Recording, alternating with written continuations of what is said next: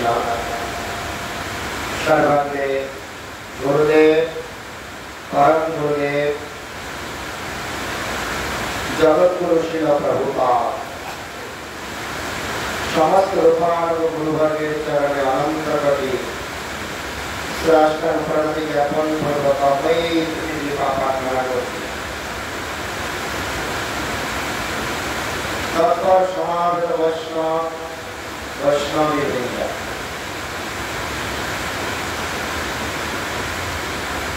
हरे कृष्णा। एक बार महाप्रभु सन्यास नेবার পরে যখন তিনি নীলাচল ধামে লীলা করছেন, তিনি সিদ্ধান্ত নিলেন নীলাচল ছেড়ে দক্ষিণ ভারতে যাবেন। আর দক্ষিণ ভারতে যাওয়ার জন্য তিনি যখন মনে স্থির করলেন, আর তিনি সার্বভৌম ভট্টাচার্য, স্বরূপ দামোদর প্রভু, নিত্যানন্দ প্রভু সবার কাছ থেকে আজ্ঞা নিলেন এবং তিনি এও বললেন, আমি না দক্ষিণ ভারতে একা যাব, আমি আমার সঙ্গে কাউকে নেব না। কিন্তু কথাটা শুনে নিত্যানন্দ প্রভু বলতে লাগলেন, এটা কি করে পারে, একা যাবেন এটা তো হয় না, সঙ্গে তো কাউকে নিতেই হবে, রাস্তায় কত কিছু দরকার হতে পারে। ঠিক আছে, ভগবান স্বতন্ত্র, তিনি যা ইচ্ছা তাই করতে পারে, তার ইচ্ছাতে কখনো হস্তক্ষেপ করতে হবে। যাবেন যেহেতু একাই, ঠিক আছে, কাউকে নিতে হবে না, কিন্তু আর কেউ না যাক, আমাকে সঙ্গে নিয়ে যাবে। মহাপ্রভু বললেন, আমি যাবতে একা, আর কাউকে না নিলে আপনাকে নিতে হবে, সেই তো দুজন হয়েই গেল, আমি কাউকে নিতে পারবো না। কিন্তু নিত্যানন্দ প্রভুর কথা, একা একা কি করে যাওয়া যাবে, আরে কাপড়ের ব্যাগ একজনকে নিতে হবে, একজনকে ত্রিদণ্ডী তো আগেই ভেঙে ফেলেছে, একজনকে জলের বোতলটা নিতে হবে, রন্ধন কাজের জন্য পদে যদি কাউকে দরকার হয়, দু চারজনকে তো নিয়ে যেতেই হবে। কাউকে না নিয়ে অন্তত আমাকে নিয়ে, আমি দক্ষিণ ভারতের রাস্তা জানি, কারণ আমি গিয়েছি আগে। দক্ষিণ ভারতের রাস্তাও খুব কঠিন। মহাপ্রভু বলে, না আমি কাউকে নেব না, কোনোভাবেই রাজি করাতে পারে না, কিন্তু ভগবান সঙ্গে তর্ক করা যাবে না। এইভাবে নানানভাবে জোর করতে করতে শেষ করে, ঠিক আছে, কাউকে নিতে হবে না, আমিও যাব না। তুমি তো কৃষ্ণদাসকে খুব ভালোবাসো, কৃষ্ণদাস মানে মহাপ্রভুর ভক্ত, মহাপ্রভু তাকে প্রচন্ড ভালোবাসে, তুমি তো কৃষ্ণদাসকে ভালোবাসো। কৃষ্ণদাস তো তোমার ইচ্ছার বিরুদ্ধে কাজ করবে না, তুমি যেমনটি বলবে কৃষ্ণদাস তেমনটি করবে। অন্তত জলপাত্র বহন করে নেওয়ার জন্য কৃষ্ণদাসকে নিয়ে যাবে। অনেক অনুনয় বিনয়ের পরে মহাপ্রভু এই সিদ্ধান্তে রাজি হলেন, তিনি দক্ষিণ ভারতে যাবে, কৃষ্ণদাস তার সঙ্গে যাবে। কিন্তু এর মধ্যে মহাপ্রভু বলছে, আমি যে একা যাব, কেন একা যেতে চাচ্ছি? এর আগে আমি যখন সন্ন্যাস নিতে যাব, নাকি তোমরা সবাই দল ধরে গেলে, হ্যাঁ, তোমরা সেখান থেকে সন্ন্যাস নিয়ে সোজা বৃন্দাবনে চলে আসো। তোমরা আমাকে গঙ্গা নদী দেখিয়ে, যমুনা বলে, বৃন্দাবনের কথা বলে মথুরা পার করাচ্ছ, আর এই কথা বলে পরে গিয়ে দেখি আমি শান্তি করে অদ্বৈত আচার্যের বাড়িতে। তাই বাবা, আমি আর তোমাদের সঙ্গে চলবো না।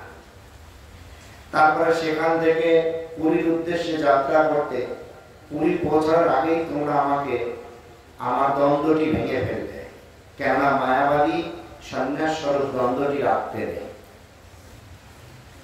গেল, আমি পুরীতে এসেছি, সন্ন্যাস নিয়েছি, গৃহ ছেড়েছি। মুকুন্দ আমাকে প্রচন্ড ভালোবাসে, কিন্তু মুকুন্দ আমাকে এতটাই ভালোবাসে, সেই ভালোবাসার ফলস্বরূপ আমাকে প্রতিদিন দুঃখ দেয়। তিনি নিজেকে শাস্তি দেয়। যদি কোনো ভক্ত ভগবানের উপরে অভিমান করে নিজেকে শাস্তি দেয়, ভগবান সেই শাস্তির দুঃখটা পায়। তো মুকুন্দ কি করে, ও তুমি সন্ন্যাস নিয়েছো, মাকে ছেড়েছো, পত্নীকে ছেড়েছো, আমাদের সবাইকে নবদ্বীপ বাসীকে ছেড়েছো, তুমি খুব সুখী আছো, ঠিক আছে। তাই মুকুন্দ অভিমান করে প্রতিদিন শীতের সময়, শীতকালে মাটিতে শয়ন করে আর দিনে 3 বার করে স্নান করে। এখন এই যে মাটিতে শয়ন করা, দিনে 3 বার স্নান করা, সঠিক সময় খাওয়া না খাওয়া, এতে কি হয়, ভক্ত তার নিজেকে কষ্ট দিচ্ছে। মুকুন্দ, কষ্ট কি শুধু তোমার হয়, আমার হয় না? তুমি আমার সাথে অভিমান করে আমি সন্ন্যাস নিয়ে চিন্তায় তুমি নিজেকে কষ্ট দাও। ঠিক আছে বাবা, আমি কাউকে কিছু বলতে পারি না, কিন্তু কষ্টটা আমার হয়। আবার বলল, জগদানন্দ পণ্ডিত আমার ভালো ভালো সেবার জন্য অতি উত্তম সেবার ব্যবস্থা করে। আমি যদি জগদানন্দকে বলি, আরে সন্ন্যাসী হয়ে এত ভালো ভালো জিনিস ব্যবহার করতে নেই, জগদানন্দ রাগ করে 3 দিন কথা বলা বন্ধ করে দেয়। এখন বলো, প্রিয় পাত্র যদি কথা বলা বন্ধ করে দেয়, তাহলে যন্ত্রণা শেষ আছে? হ্যাঁ, যন্ত্রণা শেষ নেই রে বাবা। প্রিয় পাত্র যদি কথা বলা বন্ধ করে দেয়, তাহলে দুঃখের সীমা নেই। কিন্তু আমি বলতে পারি না। হ্যাঁ, তো এইভাবে একের পর এক। আবার দামোদর ব্রহ্মচারী তিনি কিনা আমার কথা মতো কাজ করবে, তিনি আমাকে শাসন করে। বলো, আমি একটা সন্ন্যাস নিয়েছি, তিনি আমাকে শাসন করে। তাই বাবা, আমি এত এত ঝামেলার মধ্যে থাকতে চাই না, আমাকে একটু একা থাকতে দিন। তাই আমি সিদ্ধান্ত নিয়েছি কাউকে দেব না, দক্ষিণ ভারত যাব। এইভাবে মহাপ্রভু এখন আপন গতিতে পুরুষোত্তম ধাম ছেড়ে দক্ষিণ ভারতে যাত্রা করে। কিন্তু এই পুরুষোত্তম ধামে সর্বপ্রথম সার্বভৌম ভট্টাচার্য মহাপ্রভুকে তার ভগবৎ স্বরূপ দর্শন করে তার একান্ত ভক্ত হয়েছে। এক প্রকার বলতে চলে ভক্ত তো হয়েছে, আবার মহাপ্রভুর বাৎসল্য রসে সেবা করে। হ্যাঁ, অদ্ভুত ভাবে এইভাবে তিনি গিয়েছেন সার্বভৌম ভট্টাচার্যের বাড়িতে অনুমতি নিতে। আমি দক্ষিণ ভারত যাব, আমাকে অনুমতি দিলে আমি যাব। সার্বভৌম ভট্টাচার্য শুনেই অজ্ঞান হয়ে গেছে। তা কি করে ভাই, তুমি আমাদেরকে দুঃখের সাগরে ভাসিয়ে তুমি যাবে দক্ষিণ ভারতে? তুমি যদি যাও, সন্ন্যাসী মানুষ কবে আসবে ঠিক নেই। এখন তো কত যাতায়াত ব্যবস্থা হয়েছে, মোবাইল হয়েছে, মেইল করে, হোয়াটসঅ্যাপ করে, ফোন করে। তখনকার দিনে কি অদ্ভুত ব্যবস্থা ছিল। গেলে কি আর আসবে? একবার তো তুমি নবদ্বীপ ধামকে প্রেমের সাগরে ভাসিয়ে তাদেরকে ছেড়ে এখানে এসেছো, এখন আমাদেরকে প্রেমের সাগরে ভাসিয়ে আবার তুমি যাবে কোথায়? এইভাবে প্রায় 7 দিন রাত দিন এইভাবে সংকীর্তন হতে লাগলো। দিনভর কীর্তন চলে, রাতভর কথামৃত চলে, রাতভর কীর্তন চলে, দিনভর কথামৃত চলে। চলতে চলতে একসময় বলে, না আমাকে তো যেতে হবে। আর এদিকে সার্বভৌম ভট্টাচার্য ভক্তদেরকে আদেশ করলো, তোমরা কিছু নতুন কাপড়, জলের পাত্র নিয়ে আলালনাথ মন্দিরে আসো। আর কি করে, ওখান থেকে প্রথমে বিনয় দিতে মন চায় না, তারপরেও বিনয় দিতে হয়, কেননা ভগবানের ইচ্ছা মতো কাজ করাটাই ভক্তের একান্ত প্রয়োজন বা আবশ্যক। এইভাবে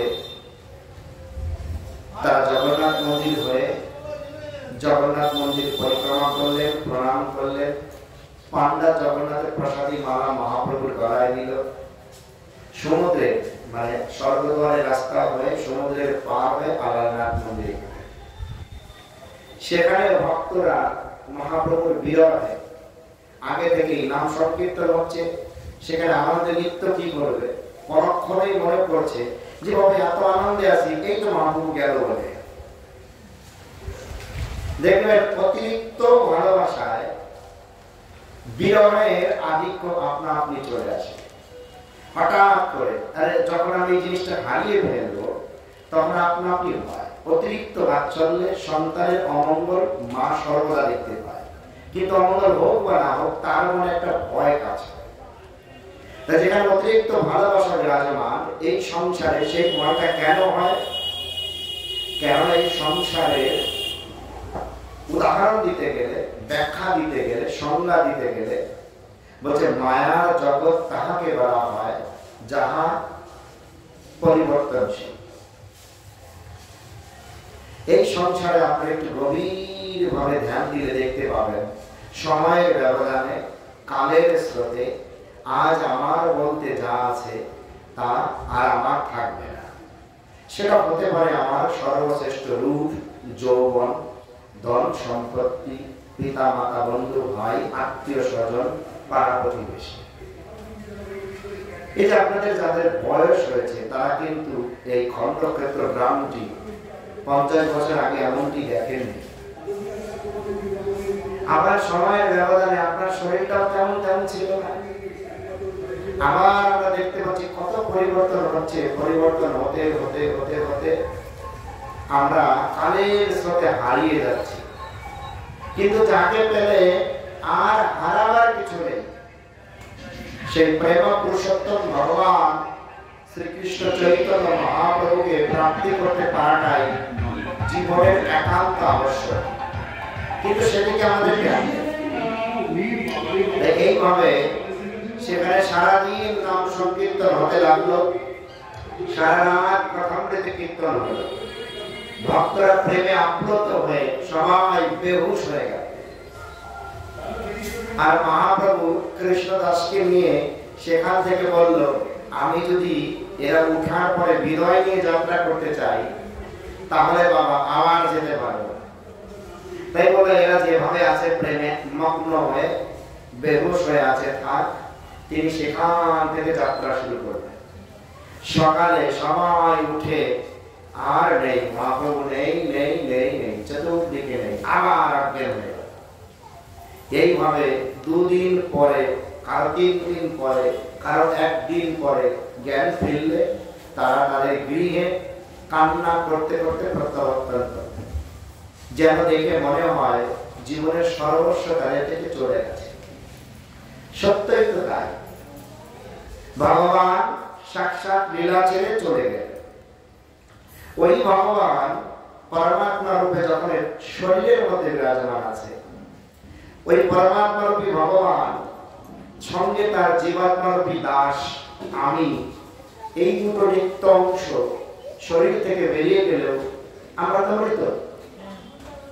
তাতেও যেখানে ভগবান প্রকাশ হয়েছে মহাপ্রভু রূপে জগৎবাসীকে প্রেম প্রদান করছে, আর সেখান থেকে মহাপ্রভু চলে যাবে সবাই মৃত প্রায়। এইভাবে চলতে চলতে চলতে চলতে মহাপ্রভু এক ভক্তকে রাস্তাতে আলিঙ্গন করলেন। আলিঙ্গন করতে শক্তি সঞ্চার হলো, আর তিনি সঙ্গে সঙ্গে 2 হাত উচ্চ করে কাঁদতে কাঁদতে নাম সংকীর্তন শুরু করলেন। সঙ্গে সঙ্গে বলছে, হে মহাপ্রভু আমি আপনার সঙ্গে যাব। তাই কি কখনো হয়? তোমার বাড়িতে পত্নী আছে, সন্তান আছে, পাড়া প্রতিবেশী সমাজ আছে, তোমার ওদের প্রতি দায়িত্ব আছে, তুমি আমার সঙ্গে গেলে হবে? তাহলে ওই প্রেমটা কেন দিলে? তুমি যে আমাকে আকর্ষণ করে জগতের মোহ থেকে মুক্ত করে দিলে, এখন তো ওটা আমাকে তুচ্ছ মনে হচ্ছে, আমি তোমাকে ছাড়া থাকতে পারবো না, আমাকে সঙ্গে নিয়ে যেতে হবে। ঠিক আছে বাবা, তাও কিছুক্ষণ নাম সংকীর্তন হলো, এখন করে তুমি আমার আদেশটা পালন করো। তুমি তোমার গ্রামে প্রত্যাবর্তন করে সেখানে প্রেম ধন বিতরণ করো। বলে একলা মারি আমি কাহা কাহা যাব। হ্যাঁ, আর সেই বৈষ্ণব মহাপ্রভুর বিরহে সর্বদা প্রেমে মগ্ন হয়ে নাম কীর্তন করে কাঁদতে থাকে। গ্রাম থেকে গ্রামান্তরের লোক সেই খবর শুনে তাকে দর্শন করতে আসে। নবদ্বীপ ধাম থেকে আসা নীলাচল ধাম হয়ে এক দিব্য মহাপুরুষ স্বয়ং শ্রীকৃষ্ণ চৈতন্য মহাপ্রভু, তার দর্শন করে অমুক গ্রামের অমুক ব্যক্তি একদম ভগবানের প্রেমময় ভক্তে রূপান্তরিত হয়েছে, চলো দেখে আসি। যাকে যাকে লোক আসছে, যেই দেখছে তারাই সঙ্গে সঙ্গে বৈষ্ণব হয়ে একইভাবে ওই প্রেম বিদ্যুতের ন্যায় স্থানান্তরিত হয়ে তারাও প্রেমে কান্না করছে, নাম জপ করছে। বাড়িতে একটা শাশ্বত গোলক বৃন্দাবনের নাম সংকীর্তন হচ্ছে। আর যারা গ্রামে ফেরত যাচ্ছে তাদের গ্রাম থেকে আবার এইভাবে এক করে গ্রাম থেকে গ্রামান্তরে প্রেমের হাওয়া প্রকাশিত হয়ে যায়। বলে না, সব জীব হইল পার প্রেমের বাতাসে, প্রেমের বাতাসে। এইভাবে মহাপ্রভু একাই পুরো দক্ষিণ ভারতকে জয় করলেন। এখন আমার প্রশ্ন হচ্ছে, এই যে মহাপ্রভুর এই প্রেম খানি আমরা দেখতে পাই, যেই ভজে সেই বড় অবক্তহীন ছাড়, কৃষ্ণ ভজনে নাহি জাতুলাগি বিচার। মহাপ্রভুই সত্য যুগে তিনি হিরণ্যকশিপু রূপে, হিরণ্যাক্ষ রূপে, হিরণ্যকশিপু রূপে আবির্ভূত হয়ে এইভাবে প্রহ্লাদ মহারাজের পিতাকে কি করে, প্রহ্লাদ মহারাজের পিতা হিরণ্যকশিপুকে, আমি ভুল বলা, উল্টো পাল্টা হয়েছে, যে মহাপ্রভুই সত্য যুগে তিনি কি করেন, ভগবান নরসিংহ রূপে আবির্ভূত হয়ে প্রহ্লাদ মহারাজের পিতা হিরণ্যকশিপুকে তিনি উদ্ধার করলেন। সেখানে আমরা দেখতে পাচ্ছি ভগবান অসুরের আচরণে অতিষ্ঠ হয়ে অসুরকে নিধন করছে। ত্রেতা যুগে ভগবান সমস্ত অসুরদেরকে তিনি সেখানে বধ করছেন। তারপর যুগেও ভগবান সমস্ত অসুর রাক্ষসদেরকে বধ করছেন। কিন্তু কলিযুগে মহাপ্রভু রূপে এসে তিনি এক অদ্ভুত লীলা প্রকাশ করলেন। তিনি কাউকে মারলেন না, বলেন ভিতরে থাকা আসরিক ভাবটাকে পরিবর্তন করে তাদেরকে ভক্তিতে রূপান্তর করাই তার একমাত্র উদ্দেশ্য। তাই বলেছে প্রেম ভক্তি তিনি বিতরণ করতে আসেন। আর সে প্রেম ভক্তি বিতরণ করতে এসে মাঝে মাঝে তার একটু ইচ্ছা হতো যে এরা তো কথা শুনবে না, এরা যেহেতু কথা শুনবে না, চক্রকে আহ্বান করে মেরে দেবে। কিন্তু তার প্রিয় ভক্তগণ, যেমন শ্রীবাস পণ্ডিত বলতেন, না, ভগবান প্রতিজ্ঞা করেছে কাউকে মারবে না, কাউকে মারতে দেওয়া যাবে না, এইভাবে তারা মারতে দিতেন না। আর কি উদ্দেশ্য ছিল, যে একই জীবের ভিতরে থাকা ভগবানের বিরুদ্ধ বিচার, সেই ভগবানের বিরুদ্ধ বিচারকে বলা হয় আসরিক ভাব। যেমন আমাদের সামনে বসে আছে সৌরভ প্রভু। সৌরভ প্রভুর মধ্যে কোনো ভগবানের বিরুদ্ধ বিচার নেই, বুঝতে পেরেছেন? লোকে তাকে দুষ্ট বলে, কিন্তু লোকে দুষ্ট বললে ভগবানের বিরুদ্ধ বিচার আছে। কি সুন্দর করতাল বাজায়, দেখতে সুন্দর।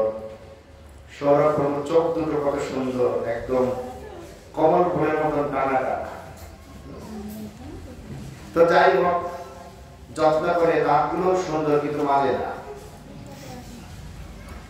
তো যাই হোক, তিনি যদি আমার কথা বুঝতে পারে তাহলে আমার যত্ন নেয়।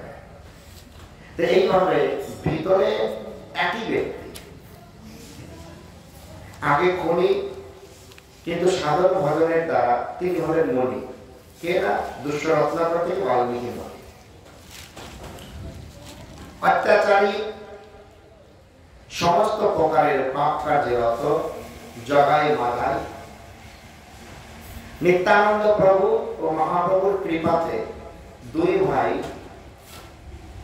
মহাপ্রভু একান্ত ভক্তে পরিণত করে এবং বলছে তাদের দর্শন করলেও যে সমস্ত যত বড় পাপী এবং তার পাপ থেকে তিনি মুক্ত হয়ে যাবে। দর্শনে পবিত্র করো এই তোমার যে উদ্দেশ্য নিয়ে স্বয়ং নন্দনন্দন কৃষ্ণ কানাইয়া লাল কলিযুগে এই সংসারে অবতীর্ণ হয়ে জগতে এই প্রেমের বাণী প্রচার করেছেন, তাই সেই প্রেমের বাণীর পরম্পরার আনুগত্যে আজ সমগ্র পৃথিবী ব্যাপী শ্রী শ্রী গোপীনাথ গৌরীয় মঠের আচার্যপাদ ওম বিষ্ণু পাদ অষ্টোত্তর শত শ্রী শ্রী মাধব ভক্তি বিভূত গোস্বামী ঠাকুর মহাপ্রভুর সেই প্রেমময় বাণী প্রচার করছেন অনলসভাবে। কেন? নিজের ব্যক্তিগত কোন উদ্দেশ্যের জন্য নয়। যারা ভগবানকে ভুলে গেছে, যারা ভগবানের আরাধনা করছে না, যারা এই সংসারকে আপন ভেবে হয়ে যাওয়া বস্তুর পিছনে সর্বদা ছুটে চলছে, তাদেরকে মনে করে দিতে এসেছে, আচ্ছা তুমি যেটা করছো সেটার পরিণাম খুবই ভয়াবহ। তুমি কি জানো সেটা? জানো না? আর সেটা জানতে হবে। দুঃখ কেন হয় কখনো ভেবে দেখেছেন? দুঃখ কেন হয়? অশান্তি কলহ কেন হয়? আপনারা তো আমাদের প্রভুরা, এটা ভেবে দেখেছেন কখনো? দুঃখ কেন হয়? যখন আমার অভিলাষিত বস্তু আমরা পাই না, বা আমার কাছে থাকা আমার প্রিয় বস্তু হারিয়ে যায়, তখন দুঃখ হয়। মিলিয়ে নেবেন কথাগুলো। যখন আমার ইচ্ছাকৃত ভাবে পাওয়ার বস্তুকে আমি পাই না, তখন দুঃখ হয়। বা আমার থাকা বস্তু আমার থেকে হারিয়ে যায়, তখন দুঃখ হয়। ছিল, হারিয়ে গেছে, বা চেয়েছিলাম পাইনি, দুটো কারণে দুঃখ হয়। কিন্তু ভগবান গীতাতে বলছেন প্রকৃতি ক্রিয়মাণানি গুণকর্মাণি সর্বশঃ অহংকার বিমূঢ়াত্মা কর্তাহমিতি মন্যতে। এই সংসারে সবকিছু ভগবানের দ্বারা নিয়ন্ত্রিত হচ্ছে। যদি কোনো জীব নিজেকে কর্তা ভাবে, তাহলে সেটা তার বড় বোকামি হবে। এখন অনেক লোক বলে, আচ্ছা যদি তাই হয় তাহলে এই সৌরভ প্রভুই প্রশ্ন করতে পারে, তাহলে আমি যে সমস্ত দুষ্টামি করি, অকাজ করি, সেটাও কি ভগবান কর্তৃক প্রেরিত হচ্ছে? অনেক লোক বলে। প্রশ্ন এখানে ভগবান বৃহৎ অর্থে স্বতন্ত্র, আর ভগবানের ক্ষুদ্র অংশ স্বরূপ জীব ক্ষুদ্র হলেও তা ক্ষুদ্র পরিমাণে স্বতন্ত্র। স্বতন্ত্র জীব যা ইচ্ছা তাই করতে পারে। নদী বইতে বইতে যদি সাগরে মিলিত না হয়, নদী যত খরস্রোতী থাক না কেন, যুবতী থাক না কেন, সেই নদী তার একদিন বইতে বইতে যৌবন হারিয়ে ফেলে, নালায় পরিণত হয়। নদীর উদ্দেশ্য বইতে বইতে সাগরে মিলিত হওয়া। এই যে দেখুন কলকাতা শহর, এখানে গঙ্গা নদীটা এত সুন্দর কেন? কেননা এই গঙ্গার অনেক শাখা প্রশাখা বিভিন্ন জায়গা গিয়ে বন্ধ হয়ে গেছে, কিন্তু এখানে এসে কিন্তু সাগরে মিলেছে, তাই না? তাই সহজে হারিয়ে যাওয়ার উপায় নেই, ভাবতে হবে। তাই তদ্রূপ ক্ষুদ্র স্বরূপ এই জীব স্বতন্ত্র ভিত্তিতে যাই করুক, যদি তার মূল উৎস স্বরূপ যদি ভগবানের বা ভগবানের চরণে আশ্রয় না দেয়, তবে তার কোনো অস্তিত্ব নাই। তিনি ভাবতে পারে কেহ মানে কেহ না মানে সত্তার দাস, যে না মানে সেই পাপে হয় তার সর্বনাশ। আমরা ভাবতে পারি আমি কেন মানব, কি দরকার? কেননা আপনি চেতন, জীব, আপনি ভগবান পরমাত্মার অংশ, ভগবান বিহঙ্গ চিৎস্বরূপ। এখন আপনি যদি জীবিত থাকতে চান তার অস্তিত্ব মানতে হবে। এখন অস্তিত্ব মানলে আপনাকে নিজেকে প্রশ্ন করতে হবে, আমি এসেছি কোথা থেকে? আমি যেখান থেকে এসেছি তাকে মানতে হবে। আমি যেখান থেকে আসিনি তাকে মানলে আমার লাভ নেই। এখন যেমন আপনাদের সন্তান মা বাবা থেকে জন্ম নেয়, জন্ম নেওয়ার পরে সন্তান যদি মা বাবার কথা না শোনে মা বাবার দুঃখ হয়, তাই নাকি? বলে তোমাকে জন্ম দিলাম আর তুমি আমার কথা শুনছো না। তাহলে পরম পিতা স্বরূপ ভগবান কৃষ্ণ, তিনি তো সমস্ত জগতের পিতা। পিতাকে অস্বীকার করলে ঘুরিয়ে ফিরিয়ে নিজের অস্তিত্বকে অস্বীকার করা হয়, আর অস্তিত্বকে অস্বীকার করলে সেই জীব কোনদিন আনন্দের ঠিকানা পাবে না।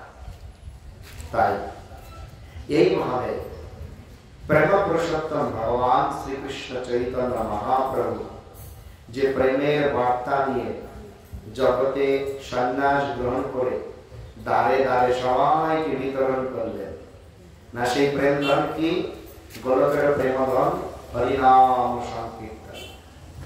এবং তিনি কিন্তু বলেনি বড়লোক হলে করতে পারবে, শিক্ষিত হলে করতে পারবে, অশিক্ষিত হলে করতে পারবে, টাকা থাকলে করতে পারবে, সুন্দর চেহারা হলে করতে পারবে, বুড়ো হলে করতে পারবে, ছোট হলে করতে পারবে, এমন কোনো বিধিনিষেধ নেই। হ্যাঁ, শুধু বলেছে একান্ত চিত্তে আমার পাদপদ্মে পরিপূর্ণরূপে শরণাগত হয়ে যেই নাম নিষ্কপট ভাবে জপ করবে অচিরেই তিনি আনন্দ লাভ করবেন। এখন আনন্দের সন্ধান কে করে? প্রশ্নটা ছিল দুঃখ কাকে বলে, বুঝলেন? দেখবেন আজকের পর থেকে যখনই দুঃখ লাগবে আমার এই কথাগুলো আপনি আপনার ভিতরে বেজে উঠবে। মহারাজ বলেছিল দুঃখ কেন হয়, দুঃখ হলে এই কথাগুলো মনে পড়বে। এখন এটাও জেনে রাখতে হবে আনন্দ কেন চাই। হ্যাঁ, ভগবান পরম আনন্দ স্বরূপ, যাহা ভগবানের অংশ তাহাও আনন্দ স্বরূপ, কিন্তু তার বৃহৎ আনন্দের উৎস, আর জীব অতি ক্ষুদ্র আনন্দের অংশ। তাই জন্মগত ভাবে একটা গাধা, তাকে যদি মেরে পিটিয়ে পড়াই মানে শিক্ষিত করে তাকে ঘোড়া বানানো যাবে? যাবে? যাবে না। বোকামির প্রশ্ন, গাধাকে কখনো ঘোড়া বানানো যাবে? হাজার প্রশিক্ষণ দেয়, গাধা গাধাই থেকে যায়। তদ্রূপ এই যে আত্মস্বরূপ জীব, আমি যদি বলি আমি পিতা, আমি মাতা, আমি ভাই, আমি বন্ধু, এটা আমার বাড়ি, আমার সংসার, আমি ডাক্তার, আমি ইঞ্জিনিয়ার, তাহলে কি আত্মার পরিচয় পরিবর্তন হয়ে গেল? হবে? হবে না। তাই এটা আনন্দের অংশ। যাহা আনন্দের অংশ তাহা তো আনন্দ চাইবে। আর জেনে হোক না জেনে হোক এই সংসারে প্রত্যেকটি জীব, শুধুমাত্র মানুষ না, এই যে খাবার খায় আনন্দের জন্য, ঘুমায় আনন্দের জন্য, অর্থ উপার্জন করে আনন্দের জন্য, বিবাহ করে আনন্দের জন্য, পড়াশোনা করে আনন্দের জন্য, বাড়ি করে আনন্দের জন্য, সন্তান জন্ম দেয় আনন্দের জন্য। কিন্তু প্রশ্ন এখানে, এই যে যতগুলো কাজ বললাম, বাড়ি বানানো, গাড়ি কেনা, বিয়ে করা, সন্তান জন্ম দেওয়া, পড়াশোনা করা, রূপচর্চা করা, এই সমস্ত তো আনন্দের অংশ নয়, এগুলো তো মায়ার অংশ। আনন্দের মূল উৎস তো কৃষ্ণ। যদি আনন্দের মূল উৎস কৃষ্ণ হয়, আমি আনন্দ অংশ হই, তাহলে সেই আনন্দিনী স্বরূপ অবশ্যই কৃষ্ণ ভজন করতে হবে। কিন্তু আমরা মায়ার কবলে পড়ে এই সংসারে হয়ে যাওয়া বস্তু প্রাপ্তির জন্য কি করে বিভিন্ন সময় দেব দেবী বিভিন্ন সময় বিভিন্ন ভাবে আমরা আমাদের হৃদয়ের ভিতরে লুকিয়ে থাকা আমাদের এই সংসার চক্রের ভাসানোর মতন দুরাশা, আমি সেটাকে ভালোবাসা বলতে পারবো না, দুরাশা আমাকে ফাঁসিয়ে দেওয়ার ন্যায় বিভিন্ন লোভে প্রেরিত হয়ে আমরা সেই সমস্ত বস্তুর পিছনে দৌড়াই। ঠিক এমন একটি ঘটনা শ্রীমদ্ ভাগবত মহাপুরাণ কথাতে আমরা দেখতে পাই। একজন ব্রাহ্মণ, বেদনিষ্ঠ, শিক্ষিত, পণ্ডিত, নিষ্ঠাবান, আচার আচরণ ভালো, সব কিছু ভালো, এত কিছু ভালো থাকা সত্ত্বেও হঠাৎ মায়ার কবলে পড়ে ইন্দ্রিয় তর্পণ লালসায় একটা বেশ্যাতে আসক্ত হয়। কি তার নাম? না, তার নাম অজামিল।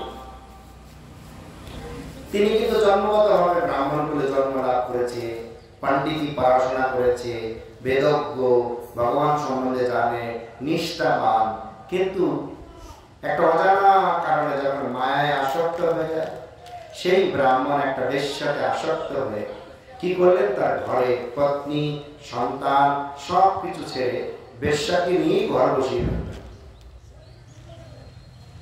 আর সময়ের ব্যবধানে বেশ্যার ঘরে দেখতে দেখতে সেই কামান্ধ পরায়ণ অজামিল 10টি সন্তানের জন্ম দিলেন। 9টি সন্তান হয়ে যাওয়ার পরে তার শরীর শিথিল হয়ে আসলো।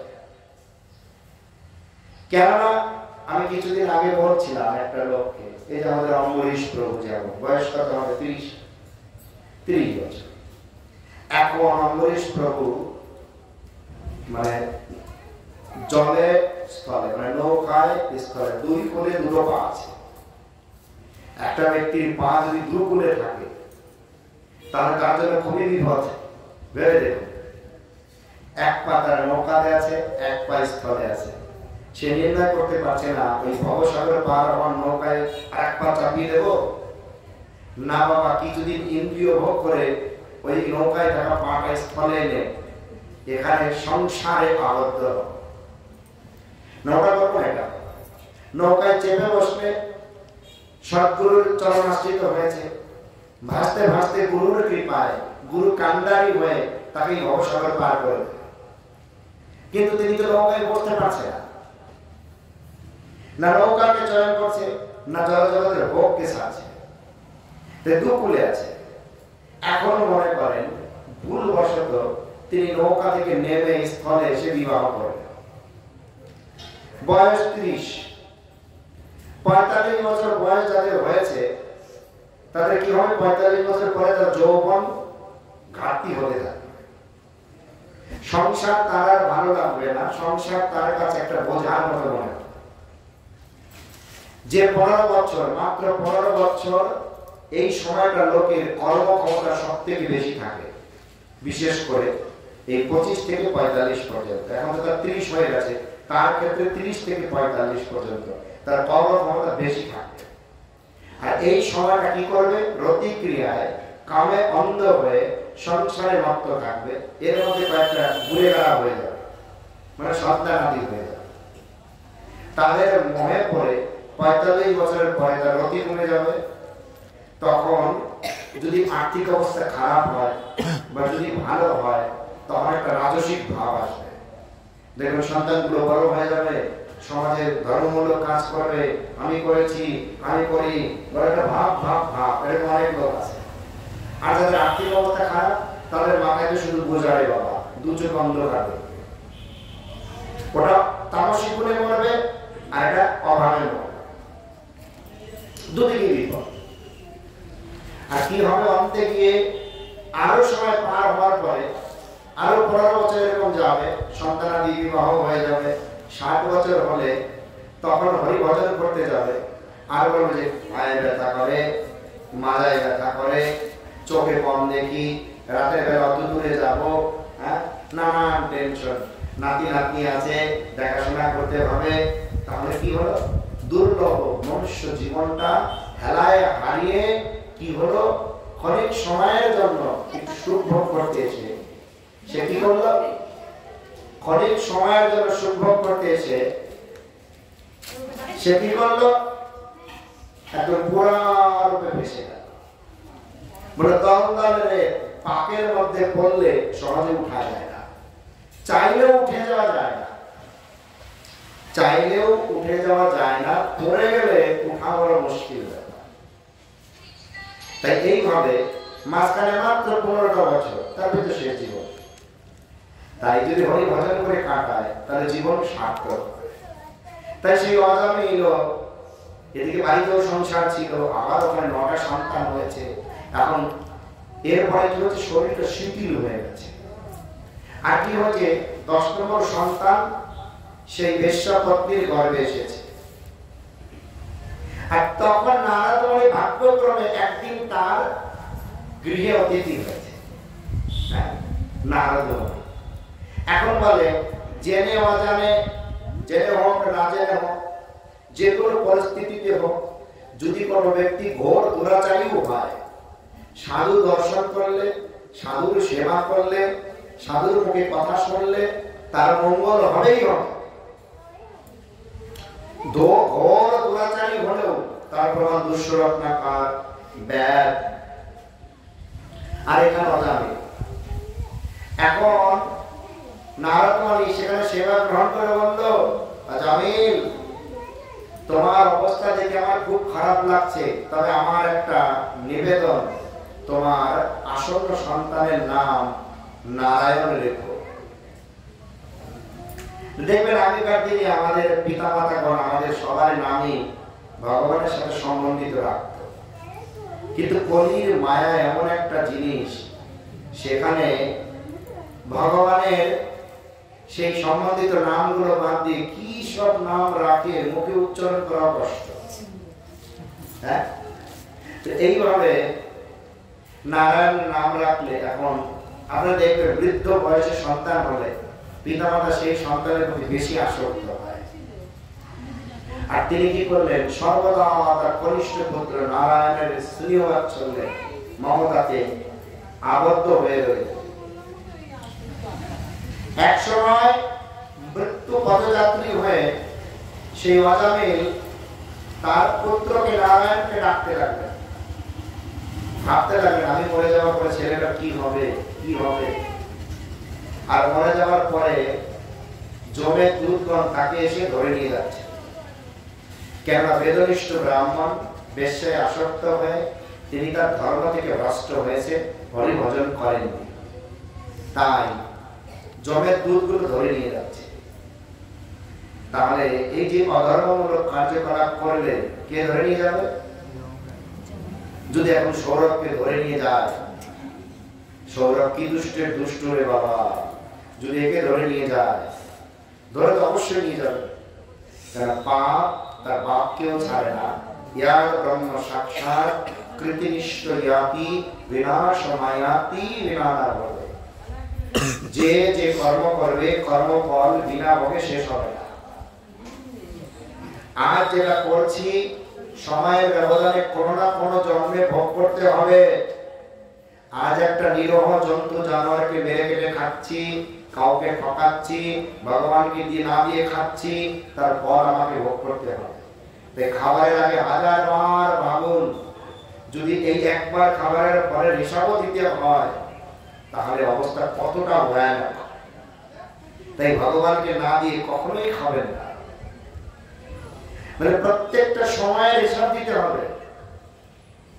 ভগবান যা না খায় তা কখনো খাবেন না। কারণ আজ আমি যে জানোয়ারের মাংসটা খাচ্ছি, সময়ের ব্যবধানে কর্মফল ভোগ করতে আমাকে সেই জানোয়ার হতে হবে। এখন মানুষ থেকে যদি আমার জলে জন্ম হয় ভালো লাগবে? যদি পক্ষীতে জন্ম হয়, পাখিতে জন্ম হয়, হাঁস মুরগি হলে ভালো লাগবে? যদি আপনার জন্ম যদি মানে কোনো ছাগলে হয় ভালো লাগবে? এটা কারোরই ভালো লাগবে না। সবাই ভগবানের কাছে হাত তুলে ভালো চায়। ভালোই যদি চাই তাহলে অসৎ কাজগুলোকে ছাড়তে হবে। কি বলেন, ঠিক বলেছি কিনা? এইভাবে জমের দুধগুলো ধরে নিয়ে যাচ্ছে। সঙ্গে সঙ্গে বিষ্ণুদূত এসে বলছে, এই অজামিলকে ছেড়ে দাও। আরে আপনারা এখানে অজামিলকে কেন ছাড়বো? জানেন কত বড় পাপী? বলছে না ছেড়ে দাও, সুকৃতি আছে, শুভ কর্ম আছে, তোমরা নরকে নিয়ে যেতে পারবে না। যমের দূতগণ খাতা খুলে দেখে এবং জীবন ভর শুধু অকাজ করেছে, তাদের মাথায় ঢুকছে না। তখন বিষ্ণুদূত আর যমের দূতের কথাবার্তা চলছে। বিষ্ণুদূত বলছে যে মৃত্যুর সময়ে ভগবানের নাম জপ করেছে, নারায়ণ বলে চিৎকার করেছে। আরে এটা নারায়ণের ডাকেনি, ও ছোট ছেলের নাম নারায়ণ, তার স্ত্রী নারায়ণকে ডেকেছে।